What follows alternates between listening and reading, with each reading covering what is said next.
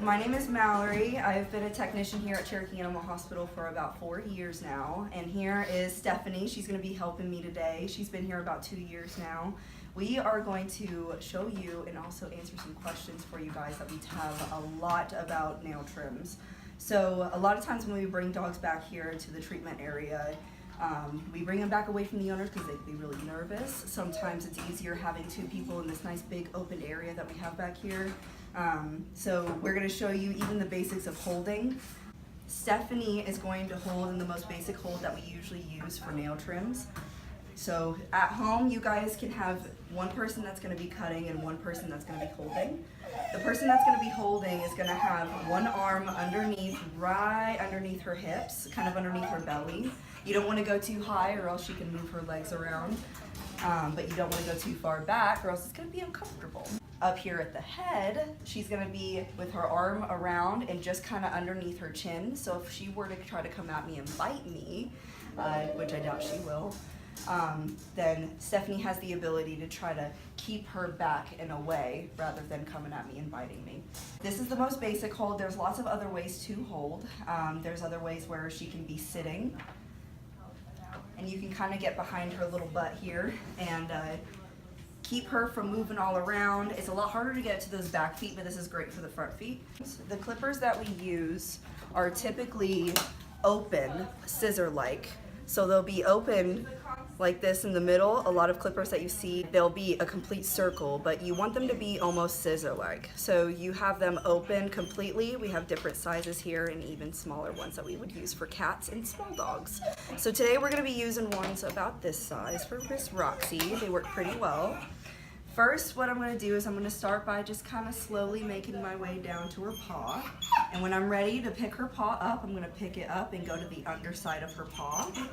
Now, you guys get really, really freaked out about these black nails. And I know it's a lot easier to cut the nails that have the white tips because you can kind of see that pinkish quick area. But with her, she has black nails. So what we're going to do is we're going to go real nice and slow. We're going to start with just taking off the tips of the nails. Just like this. We're just going to go nice and slow. Take the tip off. And you see you just kind of get this blunt edge. So when we have that blunt edge, you kind of want to start going side to side. Taking off each side nice and slow. Telling Roxy that she's a good girl. And once we get to this point, I see, from my trained eye, I see the quick. The quick is actually right there. It's that black kind of fleshy looking area. If I started to cut further, Miss Roxy would actually start to bleed. Now, if you're at home and you have quicked one of your dog's or cat's nails, what we would use here at the clinic is a styptic powder. Sometimes they come in pen form. These styptic powders you can pick up at PetSmart, Petco, like I said earlier about the nail clippers. A lot of times people don't have these on hand at home when they're doing nail trims on their own pets at home. So what we recommend for those guys that don't have them, you can use something as simple as a little pinch of cornstarch, just plain cornstarch, and put it right on the affected nail. You can use plain flour. Sometimes flour will work as well. And even if it's something as small as just a barely close, just holding a nice little pressure on there with either a tissue or cotton ball can sometimes help stop the bleeding as well. So I'm going to move on to the next nail, and just like the first one, just take a quick off and clip just side to side without taking too big of a chunk out. We're going to go nice and slow, and always remember, if you don't go as far as you think you can, it's all in your comfort level. You can move side to side just like that, and you can see all of the black dots in each of her nails. You don't want to go too far. Go nice and easy, just like that. So all the 4 of those are done. You never want to forget about their dew claw, which is the one that's right on the side there.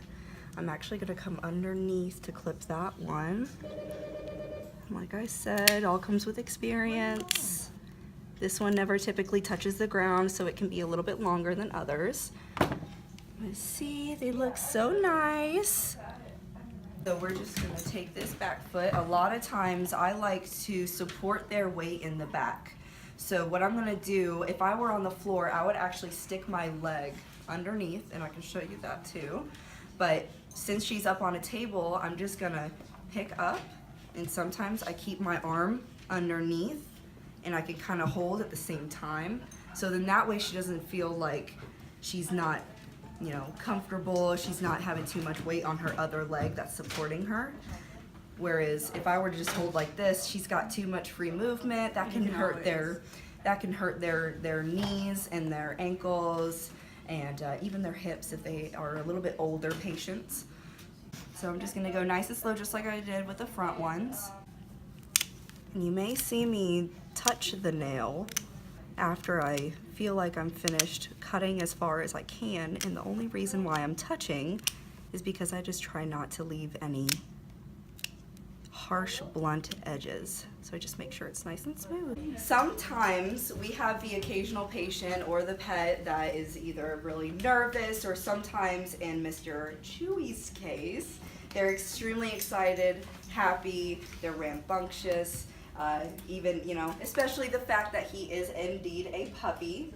We're gonna actually do Chewy on the floor this time, unlike Roxy up on the table.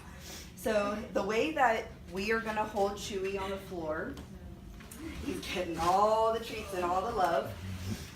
So earlier I had mentioned that when you hold him, we can go underneath his belly, and we can also go underneath his neck, kind of in front of his chest, just like what we did before. But this time, since we're on the floor, it's a little bit easier for me to have control and to keep him still while I'm cutting nails, to keep my leg underneath his hips personally.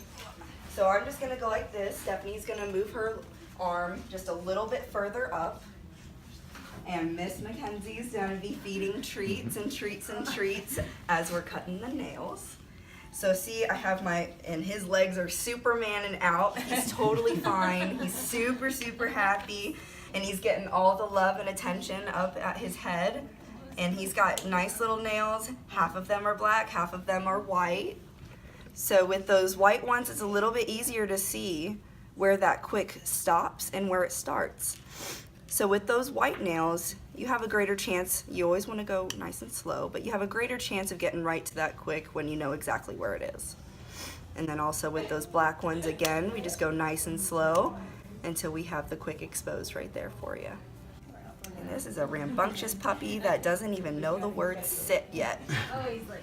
And we just went ahead and clipped his nails, no problem at all. Just what a little bit of love and a little bit of treats can do for you. Right now.